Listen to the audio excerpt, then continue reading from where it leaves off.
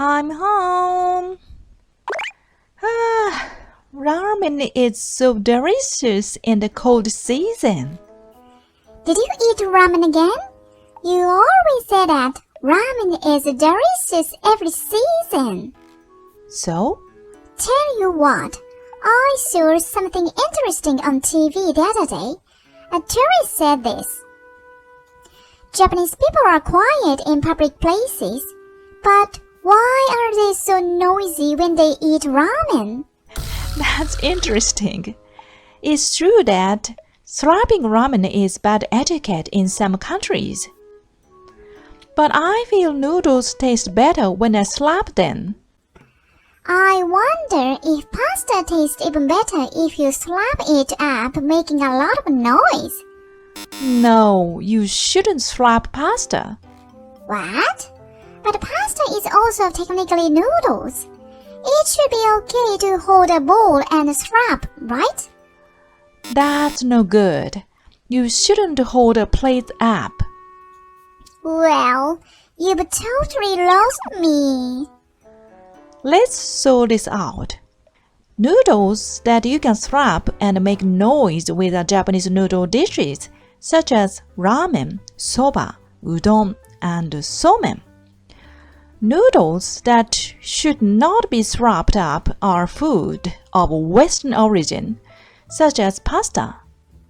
That said, what about the Vietnamese pho, Indonesian mee goreng, laksa in Singapore, pancit canton in the Philippines?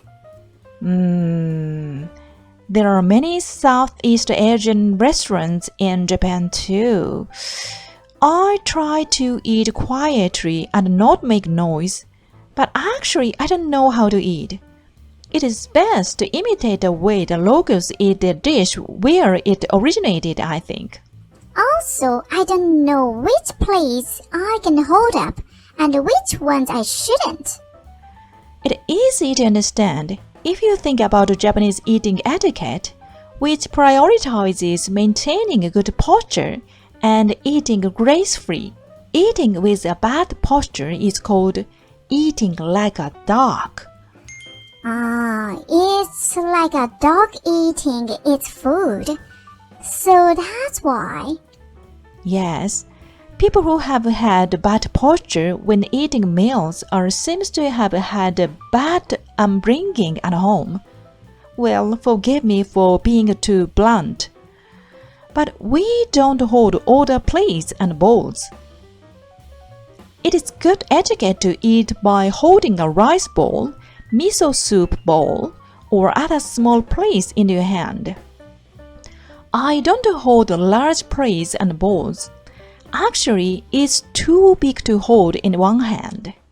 Eating etiquette is very different depending on the culture, isn't it? I agree. For example, is Korea. It is a country next to Japan. However, when I ate with my Korean friends, I was surprised to find that their manners were different from ours. What kind of thing? They are eating rice without holding their bowls. I mean, in Korea, it's good etiquette to eat without holding their bowls. Wow! Unlike Japan, stainless steel utensils are often used in South Korea, so it gets hot when you hold hot food in your hands. I see. Aside from that, in Japan, leaving food behind is disrespectful to the person who cooked it and the ingredients used. On the other hand, in Korea, if you eat without leaving any leftover food, people will think you haven't eaten enough and are not satisfied. That's why they leave some of the food behind. Before, I didn't understand why they left just a little bit of food behind. It makes sense when you understand their reasons. In addition, the way Japanese and Korean people sit is different. From what I hear, in Korea, when eating on the floor, etiquette is for women to sit with their knees up and for men to sit cross-legged. It is said that because it was customary for women to wear traditional clothes, it became their etiquette to put their knee up, because it made the clothes look beautiful and made it easier to move. My parents trained me to sit beautifully and straight when I was little. But in Korea, sitting straight is a posture you take when you are being punished. It has a completely different meaning. It is not bad manners for men to sit cross-legged, but it is considered bad manners to eat with your knee up. And this is one type of eating etiquette that is very different from Japan. Japan traditionally wore kimono, so you will be in trouble if you knee up or cross-legged. I do not feel comfortable sitting cross-legged in public, even when I'm wearing daily clothes. You can tell a lot about the culture of a person just by looking at their posture when eating, I guess. Yes. Dining etiquette is different even Korea, Japan's neighbor, so it may be difficult for Westerners to understand the Japanese eating etiquette. I guess it could. Do you remember the opening quote? Japanese people are quiet in public places, but they are only noisy when eating noodles. I didn't realize it until you mentioned that. For us, slurping noodles is so commonplace that we don't even think about it. By the way, Sapporo is famous for its miso ramen. The temperature of the ramen soup here is 90 degrees. It's almost boiling.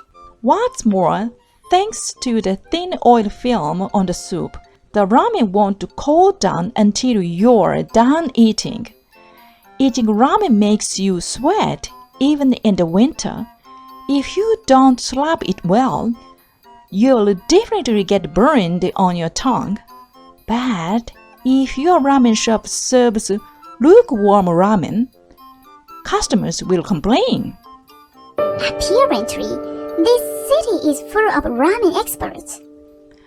I've talked about it a lot, but even I don't understand all the ways to eat Japanese food. I think the most important thing is to enjoy the food with appreciation in your heart. When you go to a foreign country, you'll probably find a lot of foods that you've never seen before, so I encourage you to try all kinds of foods. Okay, I'll try out different flavors too. Remember, parakeets should only eat a parakeet's food. You are going to take a bite of food again, aren't you? You are a mind reader.